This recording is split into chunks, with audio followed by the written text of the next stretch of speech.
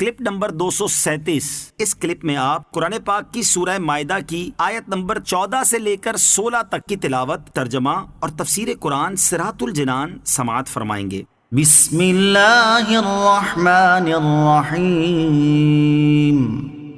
ترجمہ: اللہ کے نام سے شروع جو نہایت مہربان رحمت والا ہے۔ وَمِنَ الَّذِينَ قَالُوا إِنَّا نَصَارَىٰ أَخَذْنَا مِيثَاقَهُمْ فَنَسُوا حَظًّا مِّمَّا ذُكِّرُوا بِهِ فَأَغْرَيْنَا بَيْنَهُمُ الْعَدَاوَةَ وَالْبَغْضَاءَ إِلَىٰ يَوْمِ الْقِيَامَةِ وَسَوْفَ يُنَبِّئُهُمُ اللَّهُ بِمَا كَانُوا يَصْنَعُونَ۔ ترجمہ: اور جنہوں نے دعویٰ کیا کہ ہم نصارہ ہیں، ان سے ہم نے عہد لیا تو وہ ان نصیحتوں کا بڑا حصہ بھلا بیٹھے جو انہیں کی گئی تھی، تو ہم نے ان کے درمیان قیامت کے دن تک کے لیے دشمنی اور بغض ڈال دیا، اور ان قریب اللہ انہیں بتا دے گا جو کچھ وہ کرتے تھے۔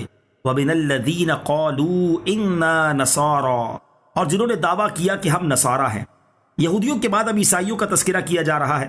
ان کے بارے میں فرمایا کہ جنہوں نے دعویٰ کیا کہ ہم نصارہ یعنی دین خدا کے مددگار ہیں، ان سے بھی ہم نے اللہ تعالیٰ اور اس کے رسولوں پر ایمان لانے کا عہد لیا، لیکن وہ بھی انجیل میں دی گئی نصیحتوں کا بڑا حصہ بھلا بیٹھے، اور انہوں نے بھی عہد شکنی کی تو ہم نے ان کے درمیان قیامت کے دن تک کے لیے دشمنی اور بغض ڈال دیا۔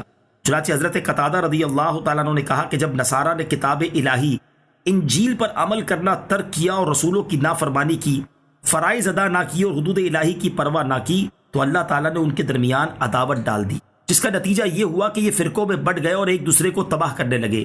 چنانچہ 2 عالمی عظیم جنگیں اور ان کی تباہیاں انہی صاحبان کی برکت سے ہوئیں۔ یا اہل الکتاب قد جاءکم رسولنا یبین لکم کثیرا مما کنتم تخفون من الكتاب ويعفو عن كثير قد جاءكم من الله نور وكتاب مبين۔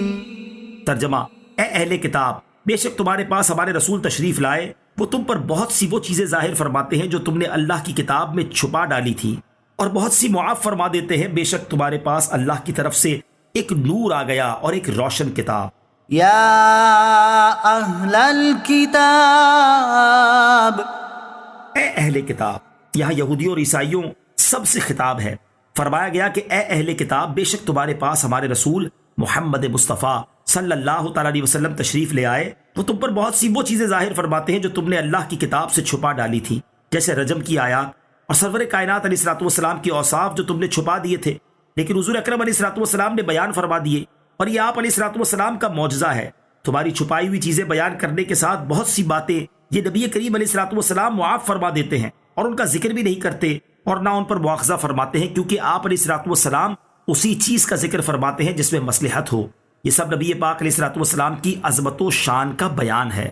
قد جاءکم من اللہ نور، بے شک تمہارے پاس اللہ کی طرف سے نور آ گیا۔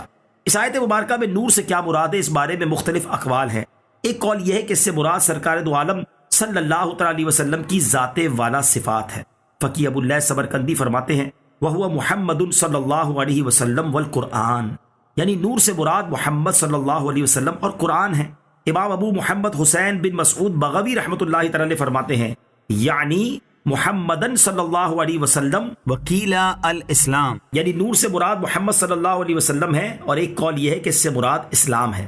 یہدی بہ اللہ من اتبع رضوانہ سبل السلام ویخرجہم من الظلمات الی النور بإذنہ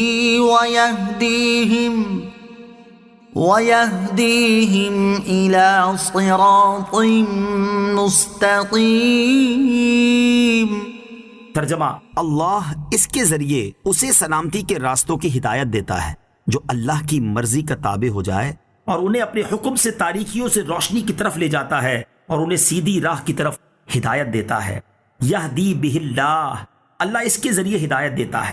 یہاں قرآن کی شان کا بیان ہے کہ اللہ عز و جل قرآن کے ذریعے اسے ہدایت عطا فرماتا ہے جو اللہ تعالیٰ کی مرضی کے تابع ہو جاتا ہے، اور جو اپنے تمام اعمال اللہ تعالیٰ کی خوشنودی میں لگا دیتا ہے تو اللہ تعالیٰ اسے کفر و شرک اور معاصی کی تاریکیوں سے نکال کر ایمان اور اعمال صالحہ کے نور میں داخل فرما دیتا ہے۔ بعض مفسرین نے فرمایا کہ بہی کی ضمیر سے سرکار دو عالم علیہ الصلوۃ والسلام ہی مراد ہیں۔ اس اعتبار سے معنی بنے گا کہ اللہ تعالیٰ حضور پر نور علیہ الصلوۃ والسلام کے ذریعے ہدایت عطا فرماتا ہے۔ معنوی اعتبار سے یہ بات قطعاً درست ہے۔